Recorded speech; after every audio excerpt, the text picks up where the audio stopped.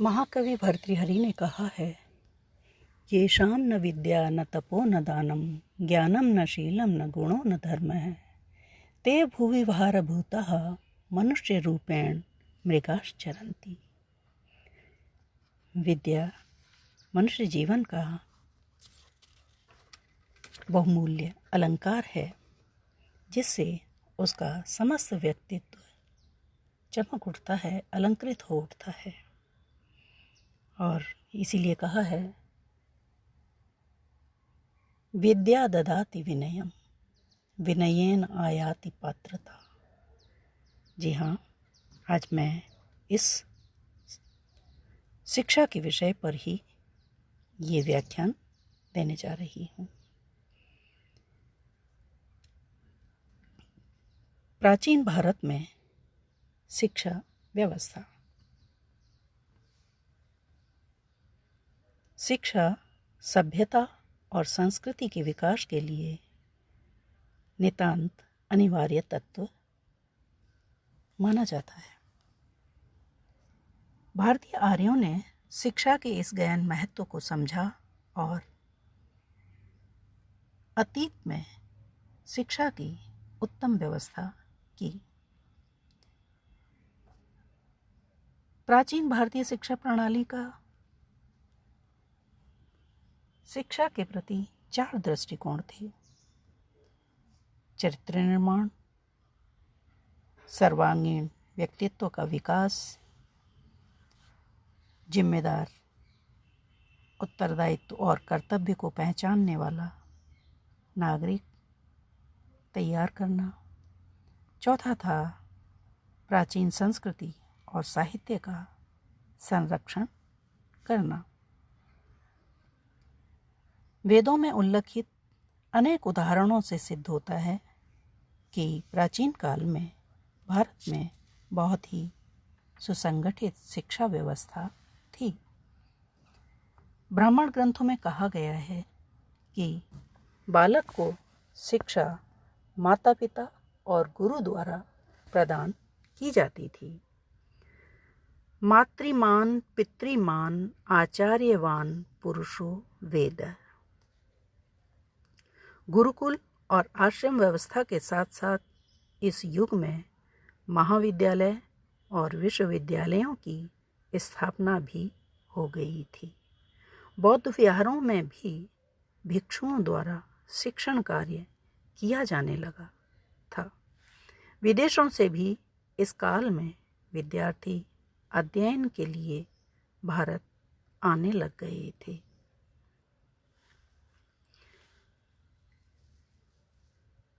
भारत की शिक्षण पद्धति का प्रारंभ उपनयन संस्कार से होता था और इस संस्कार द्वारा बालक गुरु के समीप जाकर विद्या अभ्यास करने के लिए उनका शिष्य बन जाया करता था।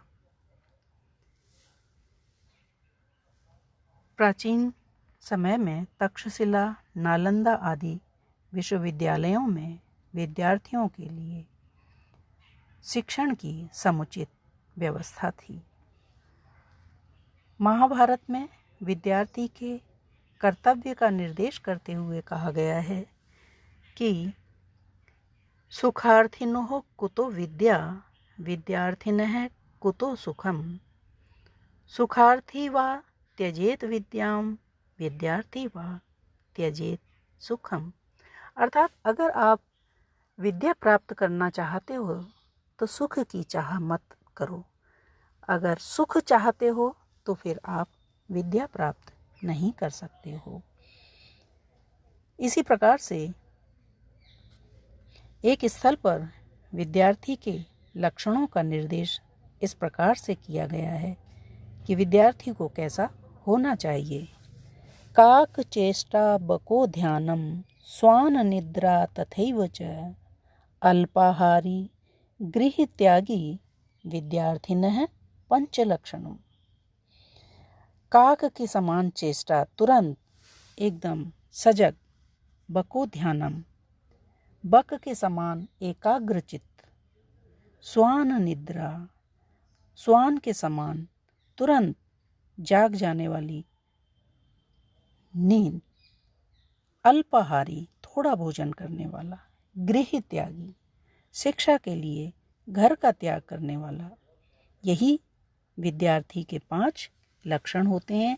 जिसके अंतर्गत ये गुण होते हैं वही एक वास्तव में एक शिक्षार्थी होता है और ऐसे ही व्यक्ति को भली भांति सहज ही विद्या प्राप्त हुआ कर सकती है।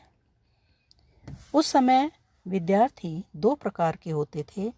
एक तो वे जो निरंतर अपने गुरु के यहाँ रहते थे और उनको अंतेवासी कहा जाता था। शिक्षा समाप्ति पर उनका समावर्तन संस्कार होता था और वे अपने घर लौट जाते थे।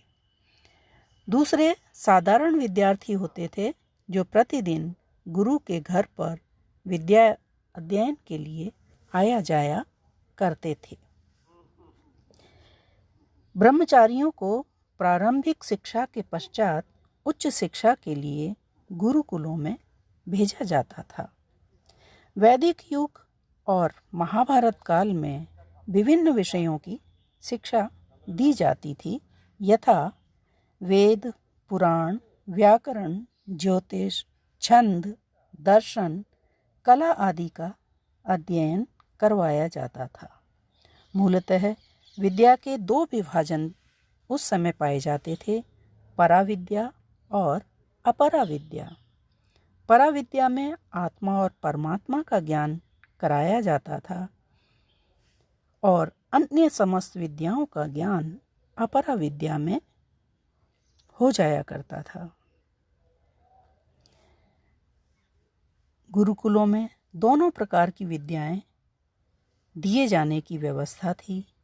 अपराविद्या वर्ण व्यवसाय के अनुसार दी जाती थी। ब्राह्मण वर्ण को धर्म कर्म की शिक्षा दी जाती थी, वहीं क्षत्रियों को धनुर्विद्या, युद्ध विद्या, राजनीति, दंड नीति तथा अन्य साधारण शिक्षाएं दी जाती थीं। वैश्यों को वाणिज्य, कृषि, विज्ञान की और शूद्रों को विविध साधारण कलाओं का और शिल्प का ज्ञान करवाया जाता था। इस प्रकार श्रम विभाजन पर अवलंबित समाज के प्रत्येक व्यक्ति को अपने अपने वर्ण के अनुसार समुचित शिक्षा दी जाती थी। जातक ग्रंथों से ज्ञात होता है कि बौद्ध काल में क्षत्रिय और ब्राह्मण युवक तीनों वेदों, 18 शिल्पों का अध्ययन किया करते थे।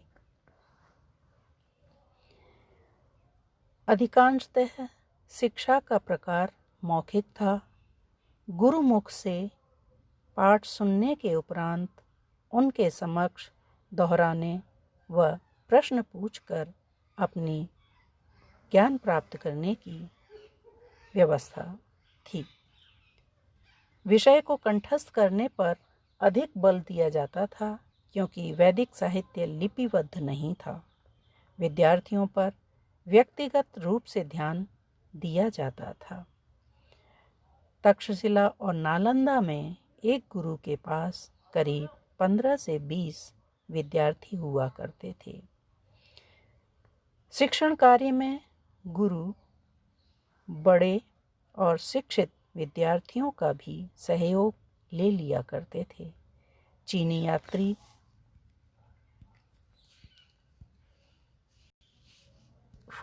वेनसांग ने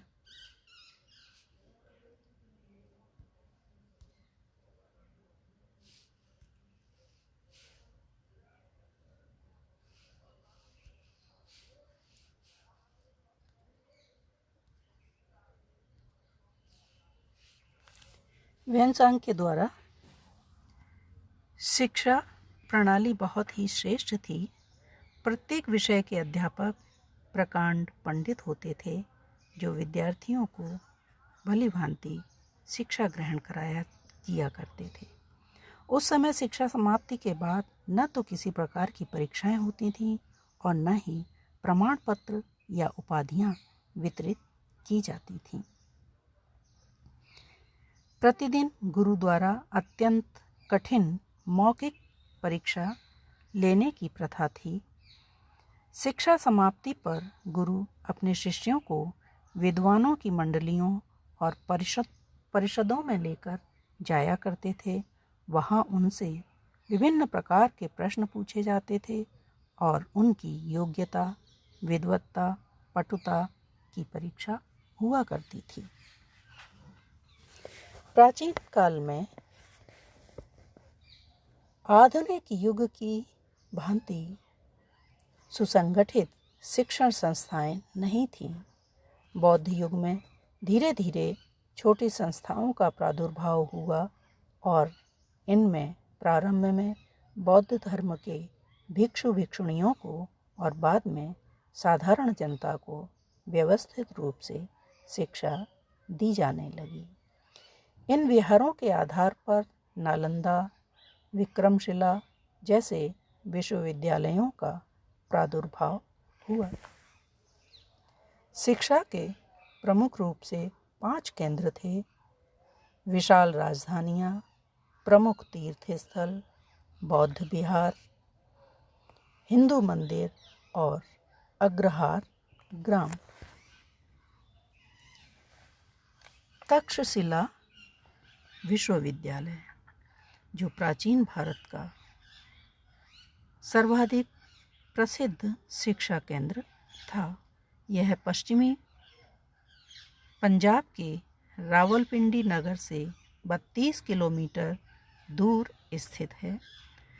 तक्षशिला के विषय में किंवदंती है कि राम के अनुज भरत के कनिष्ठ पुत्र तक्ष ने इसे बसाया था, अतः इसीलिए इसको तक्षशिला कहा जाता है। एक अन्य अवधारणा के अनुसार नागराज तक्षक ने इसे बसाया था, इसलिए यह तक्षशिला कहा जाता है। तक्षशिला विश्वविद्यालय में सुसंगठित विश्वविद्यालय, महाविद्यालय, विद्यापीठ या वेतनभोगी शिक्षक नहीं थे।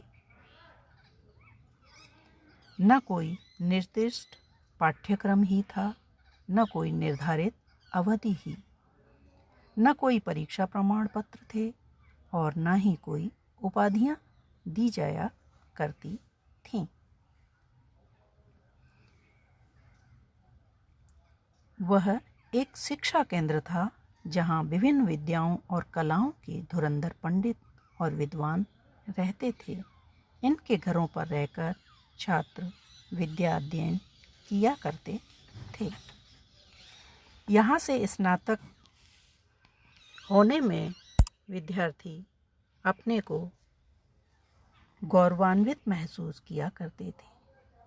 चीन में बौद्ध धर्म का प्रचार करने वाले आचार्य कश्यप मातंग तक्षशिला के ही विद्यार्थी थे। राजनीति और कूटनीति के महापंडित विष्णुगुप्त चाणक्य ने तक्षशिला में ही अध्ययन किया था और वे यहीं प्रसिद्ध आचार्य बन गए थे। व्याकरण के प्रसिद्ध पंडित पाणिनि तक्षशिला में शिक्षक थे। भारत के प्रतापी सम्राटों ने भी तक्षशिला में शिक्षा प्राप्त की थी। नालंदा विश्वविद्यालय भी इसी श्रेणी में आता है। नालंदा महाविहार प्राचीन युग में भारत का प्रसिद्ध विश्वविद्यालय था। मूलतः यह एक बौद्ध विहार था जिसका विकास एक महान शिक्षा केंद्र के रूप में हुआ था। गुप्त सम्राटों की राजधानी पाटलिपुत्र से 35 किलोमीटर की दूरी पर स्थित नालंदा ग्राम में एक छोटा बौद्ध विहार था। प्रारंभ में बौद्ध भिक्षु यहाँ रहते थे और बौद्ध धर्म का अध्यापन करते थे। इत्सिंग के अनुसार 200 से भी अधिक ऐसे ग्राम थे जो नालंदा विश्वविद्यालय के व्यय के लिए दिए गए थे। सम्राटों ने भी अपार धनराशि नालंदा विश्वविद्यालय को दान स्वरूप दी थी। भारत के समस्त प्रदेशों में उसका आदर था और सर्वत्र उसका अनुसरण किया जाता था। इसमें अध्ययन के लिए अनेक विदेशी छात्र आया करते थे। वैनसांग, इतसिंग, हियेनचिन, चेहांग आदि चीनी विद्वान नालंदा में विद्या अध्ययन के लिए आए थे। इसकी व्यवस्था हेतु एक संघबद्ध संस्था थी और वही इसकी समस्त सुचारू व्यवस्था किया करती थी। प्रत्येक महाविद्यालय और बिहार की अपनी मुद्रा या सील होती थी। इन मुद्राओं पर प्रायः धर्मचक्र उत्कीर्ण रहा करता था। वल्लभी विश्वविद्यालय 7वीं सदी में सौराष्ट्र में वल्लभी नामक विश्वविद्यालय था, जो नालंदा के समान ही प्रसिद्ध था। अनेक विद्यार्थी अपनी उच्च शिक्षा पूर्ण करने के लिए नालंदा तथा वल्लभी में निवास किया करते थे और देश के दूर दूर के प्रदेशों से छात्र यहाँ आकर अध्ययन करते थे। विक्रमशिला विश्वविद्यालय, जो कि भागलपुर से 36 किलोमीटर दूर पत्थरघाटा स्थान पर पालवंशीय नरेशों ने इसकी स्थापना की थी। यह अन्य विश्वविद्यालयों की अपेक्षा अधिक व्यवस्थित और सुसंगठित था। यह लगभग 4 शताब्दियों तक भारत का प्रसिद्ध शिक्षा केंद्र रहा था। इस विश्वविद्यालय का तिब्बत के साथ घनिष्ठ संबंध होने के कारण यहाँ तिब्बती विद्यार्थियों के लिए धर्मशाला की विशेष व्यवस्था थी। यहाँ के अनेक विद्वान आचार्य तिब्बत गए और अनेक संस्कृत ग्रंथों का अनुवाद तिब्बती भाषा में किया। इस विश्वविद्यालय में रत्नवज्र, कृष्ण समर वज्र, लीला वज्र तथा गत रक्षित दीपंकर, श्री ज्ञान, बोधिभद्र, कमल रक्षित और नरेंद्र जैसे महान आचार्य थे। कश्मीर विश्वविद्यालय का भी, जो 11वीं सदी में विदेशी यात्री अल-बरूनी ने कश्मीर को शिक्षा का बड़ा केंद्र बनाने के लिए इसकी स्थापना की थी। दूर देशों के विद्यार्थी यहाँ साहित्य और वेदांत की शिक्षा ग्रहण करने के लिए आया करते थे। नालंदा के समान यहाँ सुसंगठित या सुव्यवस्थित विश्वविद्यालय तो नहीं था, परंतु विभिन्न प्राध्यापक अपने गृहों में ही अध्यापन केंद्र चलाया करते थे। इनके अतिरिक्त बनारस, नवद्वीप, कन्नौज, उज्जैन आदि नगर शिक्षा के प्रमुख केंद्र थे। इस प्रकार से हम ये कह सकते हैं कि भारतीय शिक्षण पद्धति ऐसी सुव्यवस्थित थी कि इससे विद्यार्थी की शारीरिक और मानसिक प्रवृत्तियों का ऐसा उच्चतम विकास हुआ कि ज्ञान विज्ञान के सभी क्षेत्रों में प्राचीन युग में भारतीय आर्य विश्व का नेतृत्व करते रहे और उस उन्नत शिक्षण का गौरव हम आज भी हासिल किए हुए हैं। इसीलिए प्राचीन समय में भारत विश्व गुरु कहलाया करता था, जिस पर हमें आज भी गर्व है।